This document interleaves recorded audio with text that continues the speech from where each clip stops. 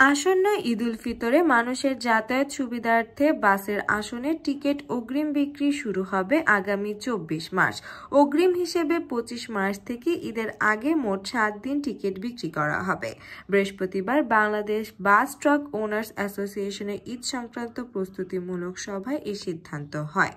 অ্যাসোসিয়েশনের ভারপ্রাপ্ত সাধারণ সম্পাদক শুভঙ্কর ঘোষ বলেন, আগামী 24 মার্চ থেকে অগ্রিম টিকিট বিক্রি করার সিদ্ধান্ত নিয়েছে বাস মালিকরা। এদিন একযোগ অনলাইনে এবং কাউন্টার থেকে বাসের টিকিট পাবেন যাত্রীরা।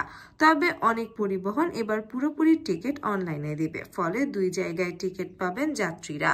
অতিরিক্ত ভাড়া আদায়ের বিষয়ে তিনি আরো বলেন, বিআরটি এর নির্ধারিত ভাড়া অনুযায়ী বাসে ভাড়া নেওয়া হবে।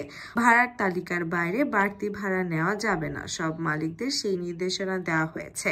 এছাড়া নিরাপদ যাত্রা নিশ্চিতে এই ঈদে বাড়তি প্রস্তুতির বিষয়ে তিনি বলেন, ঈদের সময় আগের মতোই বাস চলাচল করবে, তবে ঢাকা থেকে বের হওয়া মুখগুলোতে যাতে যানজটে আটকে না থাকে সেই জায়গাগুলোতে প্রশাসনকে নজর দিতে হবে।